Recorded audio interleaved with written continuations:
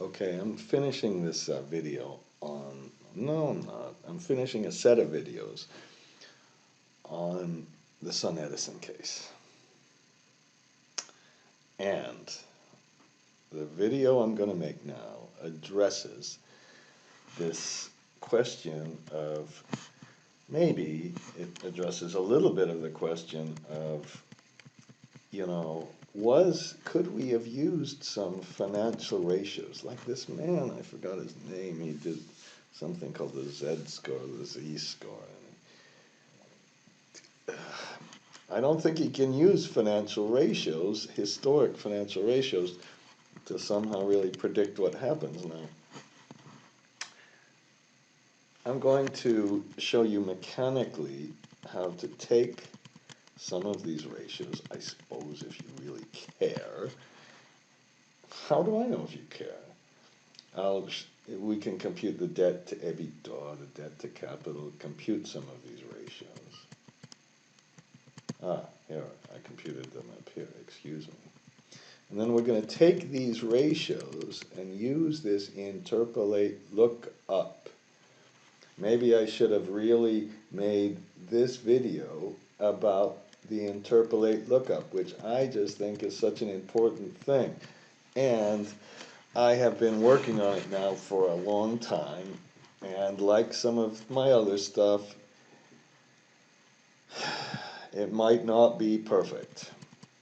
It works. I'm not saying it doesn't work, but sometimes when you click on the entire line and you have some zeros in, it gives you some problems, and I'm working on all of these, okay? So that's why you can look up on my website and get the updated ones. But if you're doing anything with corporate finance, why there's nothing in the Excel about interpolating things is kind of a mystery.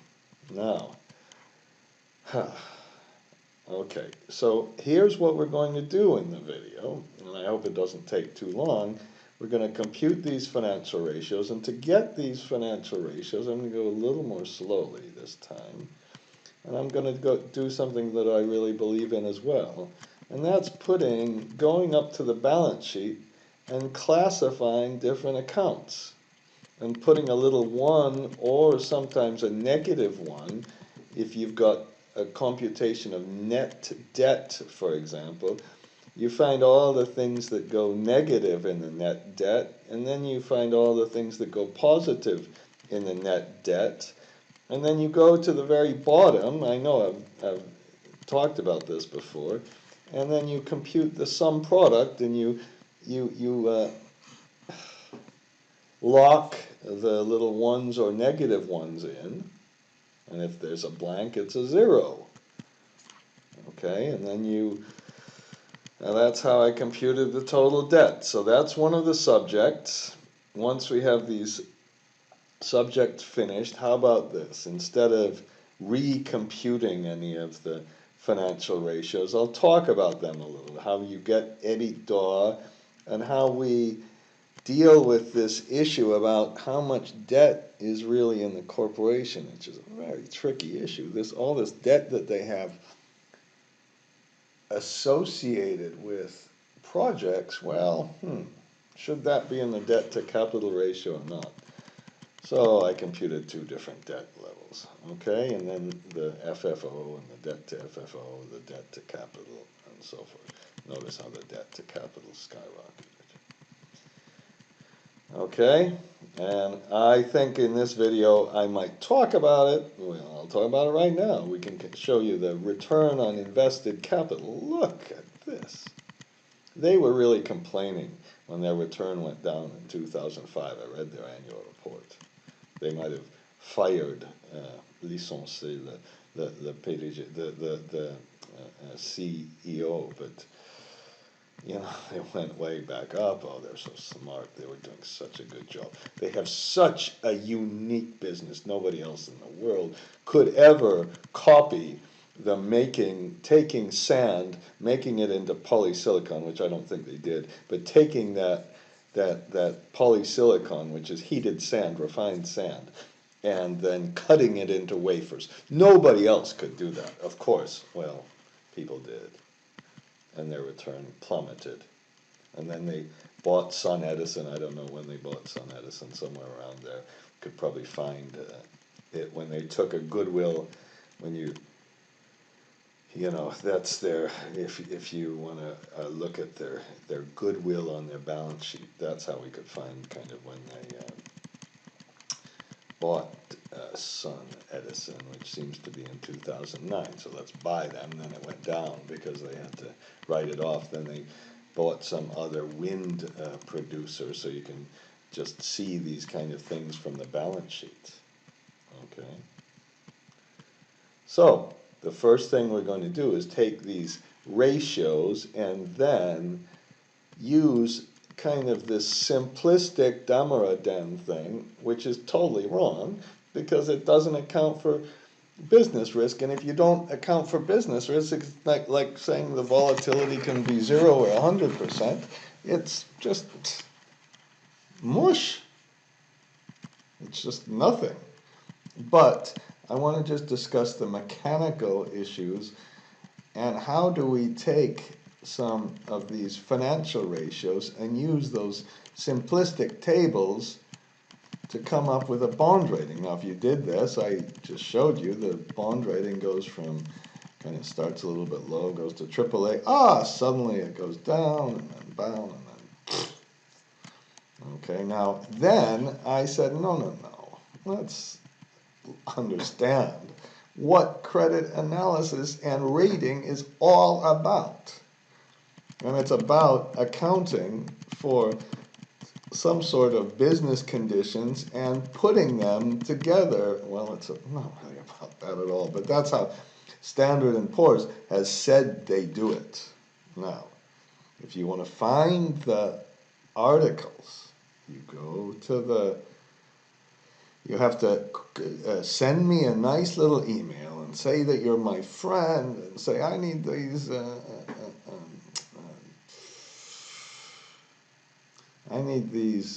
Google Drive things. And then you look in the section called credit analysis, and then you can see, these are not my slides, these are somebody who used the 5 C's rubbish. And then you can see, well, how did they do some of this rating before? This is, excuse me, I took the wrong one. How did they do some of this rating?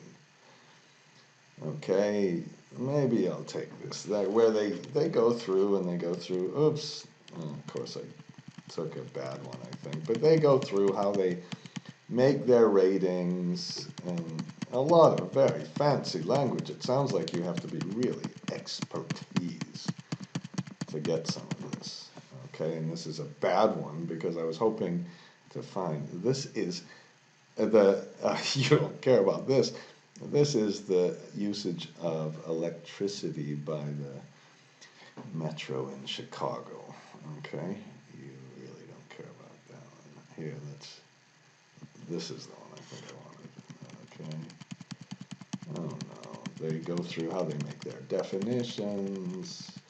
Here, the default rates.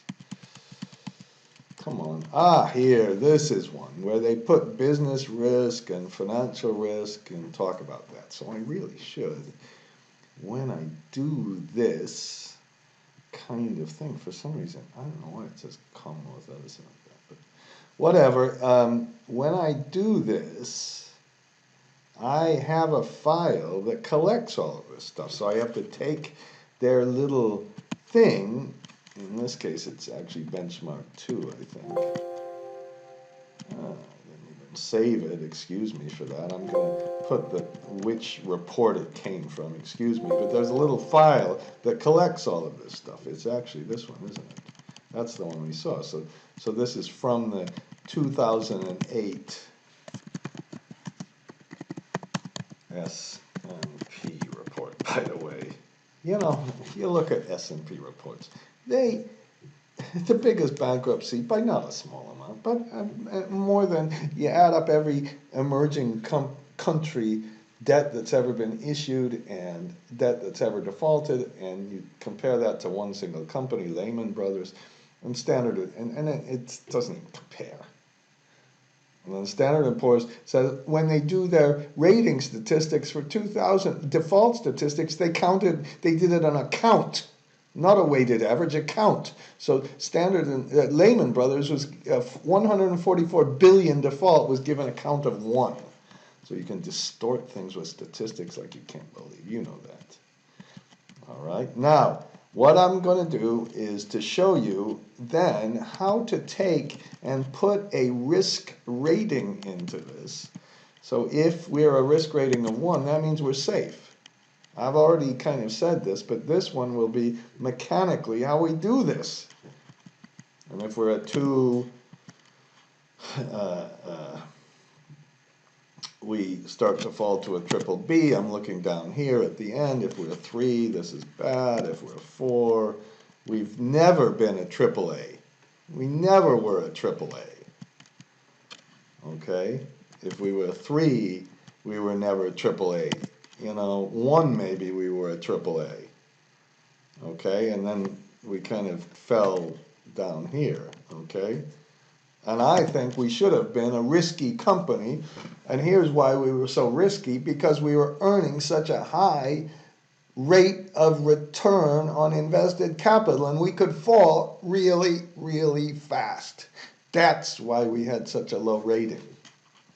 And then Standard & Poor's, if you looked at one of those things, they gave us 2 different methods to do this. So in the first method, we're just a nice single company. Let me put a 2, stay the same, 3, 4, 5. I'm worried. I'm wondering if I did something here. Well, this is good. We're going to check on this, okay? Okay, so, because we have only two things to do. All right, it didn't seem to vary enough. These things stayed the same, so we'll look at this. It looks like, surprise, surprise, I might have made a mistake on purpose. Okay, so now let me see how we're doing on time. Okay, 12 minutes already. So I'm going to go quickly through some of these. Now I already did this. Okay, so we already got the total debt. So in order to get the total debt, I just went to the current portion, put a 1, long-term portion, put a 1, and while I'm doing this, getting this financial statement data, I've got some new techniques to do it. So that's how we just get all the debt. And then once I have the debt, the next question is really, what's the EBITDA? Now the EBITDA, we need to look at the cash flow statement. And Standard & Poor's has another report. Pretty good. It's hard to read. I cry. We can get EBIT just by taking kind of income statement. I just start with revenues minus gross margin. Don't go backwards. And then we can add back depreciation, and the company adds back deferred compensation. Now, I put a little true and false, because you can go around and round about this. They would have had to pay their people anyway. So if I'm doing any valuation, I would never take away deferred compensation from EBITDA. I would think about it. And look at what happened to their EBITDA margin. So I let them add it in, because for credit analysis, okay, it's not cash. We're paying them and giving them some kind of money in the future. And then this goes through NOPAT, and then the question is, I showed you we have some consolidated debt, and then I took out all this non-recourse debt. There were just in the last few years when they had bought Edison, they had some of that. And then you can look at debt to EBITDA, and then taking out the non-recourse, I said, okay, let's take, because this just went so crazy. So we could compute it on either way, debt to EBITDA. When we do it this way, you're mixing project finance and corporate finance. I don't know, but some of the EBITDA was If they consolidated all their projects on their balance sheet, some of the EBITDA went for total, so you could certainly argue to use the total. Now FFO, maybe I'll make a shift control right arrow shift control E. That's just a little thing I have in generic macros. That FFO is just the EBITDA minus interest and minus taxes, the way I understand it from reading it. And then we can get the debt to EBITDA, and we can see how many years of FFO, debt to FFO, it took to pay back. And here it took 6 years, 7 years. That might be not so bad. And then it went negative, which means you never get paid back. That's what. But it was looking pretty dismal beforehand. I mean, if you just, sorry about going back and forth a little bit, but if you look at the loss, this company on its income statement hadn't made anything but a loss since 2009, since it bought Sun Edison. Was it that shocking that it really, was it that shocking that the thing went bankrupt? If you never make a gain, if you always have a loss, what's going to happen? Okay. Now, then we can get the EBIT to interest, and then we can, I had a whole lot of adjustments for ROIC. I'll cover that again some other time. I think ROIC is such a good little formula. Now, to give them a benefit of the doubt, I took F258. So let's find that. So I took this here, just the recourse, because the non-recourse went so crazy, they would have, I got a real low rating before that. And then I did this, the debt to capital comes straight from the balance sheet. The EBIT to interest coverage is just the EBITDA or the EBIT divided by the interest, and the FFO to debt, that's how they do it. You remember, you take reciprocal of this, and that gives you the years the years of FFO that it can take. And the problem is the fluctuation in this and how this went negative. Okay, now, what we can do here is go, okay, I did this. Because I use this so much, I'm going to do it again. I'm going to go slowly through this for the umpteenth time. Alternate F8, edit, Control A, Control C. Close this file if you want. Okay, then press alternate F8 again. It's already there, but I'm going to edit it and delete it. Just pretend it wasn't there. So you'd have to have a macro there. And if you didn't have a macro, all you would have to do, so I just put it in the file. If you didn't have a macro, you'd press alternate F8, and then you'd press create. I wonder what happened to the union functions. I just got rid of some of the other functions, I think, here. This isn't gonna, I think it's, by this time they're all fixed things, so it's okay. So, how do we, if we would want to do the bad thing, if we would want to do the bad thing, which is to take these financial ratios and get a prediction. Now, the thing you have to do is, if you're going to do this yourself, you have to arrange things from the smallest to the largest with the interpolate macro, because it's got to go in between. Now, I made a second macro that goes backwards and goes in a descending order instead of an ascending order, but I put them in an ascending order. So that's what we have. So these two ratios, as you get bigger, they get worse. Debt to EBITDA, as it gets longer, you've got a worse thing. And I even put a very bad one in, so just in case, we have something negative. And then the other problem is, if it ever gets negative, the EBITDA is negative, then you've got another little problem, okay? So I didn't deal with that one. And then the debt to capital is the same kind of thing. Now these ratios are the other way. EBIT to interest, FFO to debt. Don't use return on capital. You could, free operating cash flow is FFO minus CapEx. That's just too negative to even compute. So I just took those ratios, okay? And then we go and we say interpolate macro. You start to look at it. This one does it on just if you use a compound growth. This one does it with a linear. So you just if you're in between two numbers, it just does a straight. It takes, if you're right in between, it would take the average. This one would say, this one says take the, if you're between one number and another one, compute the compound growth rate over the period, so it weights it a little more to the beginning. Let's use the linear one. And then what you do is you go up to this one. Now what I want to do, I'll show you, I'm admitting things here.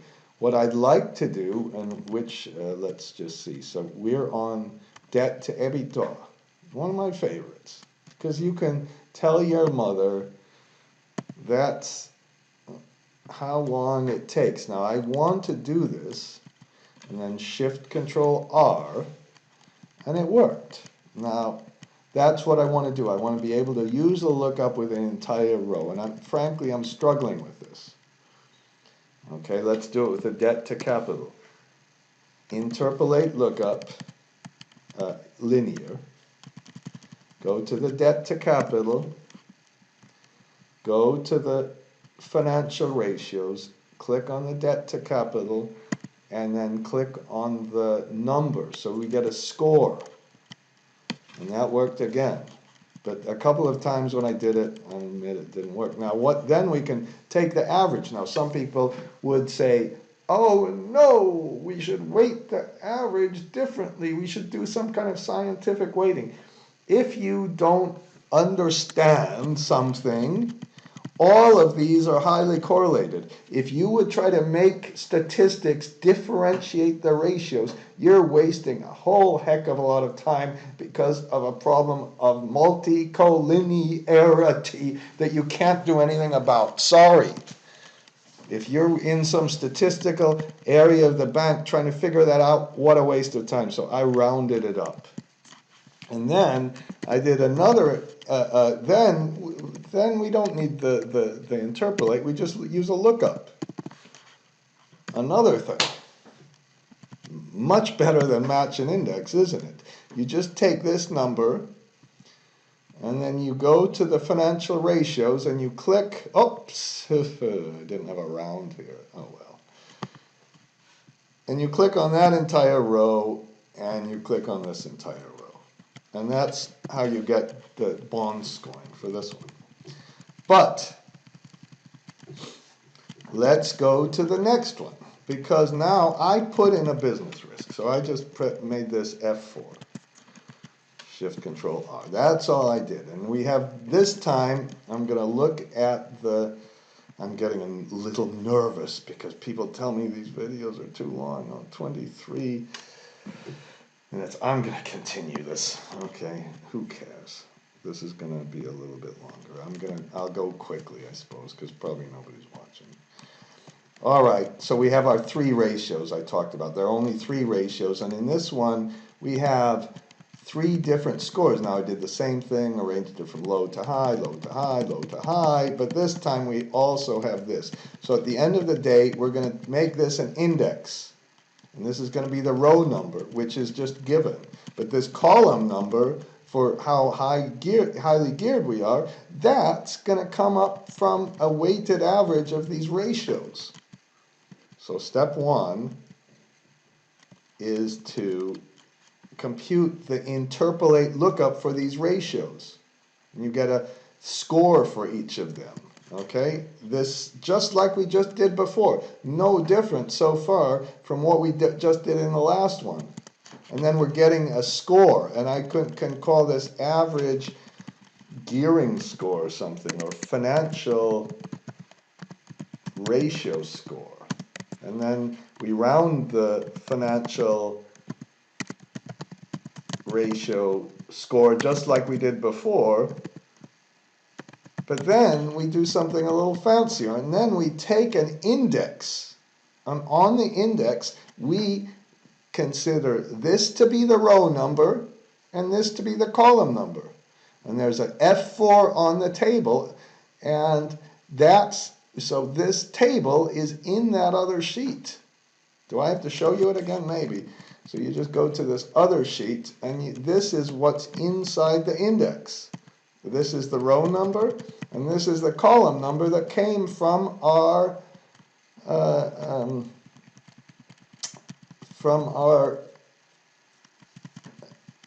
rounding of the statistics. And you can say, oh no, this should have been a weighted average again. Ugh. Basically, these two things measure exactly the same, so Standard & Poor's is seeming to put more weight on FFO and debt to EBITDA, the same number. I think you should always get about the same number, maybe slightly different. And this number is a little different because that's just from the balance sheet. Okay, then we can do another one. And on this one, I'm going to check my work before I do it, but I'm going to talk about it. So this is the second benchmark. This is where Standard & Poor's gives you the ratio. This is their first ratio. And this is their second ratio. Okay, and they say, okay, well, we can get, here's your rating that depends on, if you have a ratio of 50% and you're a 3 business risk, then you're somewhere between a B, AA, and an A. And if you're a 3 business risk and have a ratio of 42%, then you're somewhere closer to triple B than a B. So we have to take account of these. Now the way to do that is in step 1, that's a little harder to do this time.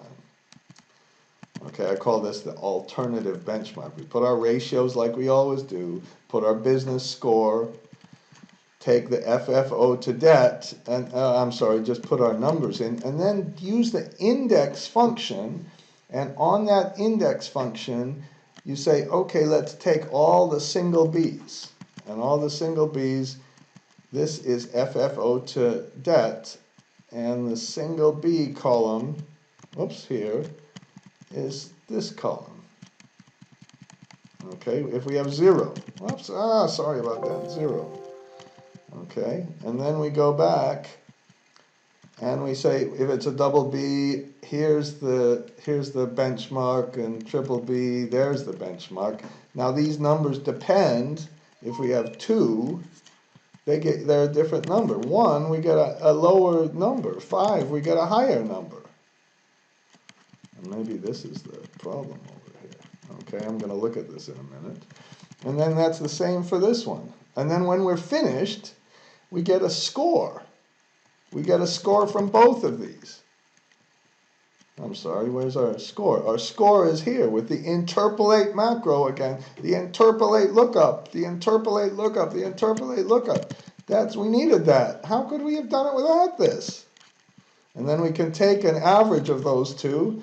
And then finally, when we get an average of those two, we get this. And then we can just take these numbers and use a lookup function just like we did before, and say if you've got a score of 1, you're AAA and AA and single B and all that stuff. And here's why it went to single B, because it couldn't have got any worse. That answers the question. So actually, I don't think I did anything wrong. It looks, I got a little funny thing going on here, so I'm going to pause the video and then stop it very soon. Okay, I just had a little bit of a thing in my table itself. There was no problem with a method. Okay, and that's that. I was a little worried about going through this. And it's taken a little more than half an hour, but that shows how to make a credit score accounting for the business risk using the interpolate function. So, goodbye. Oops.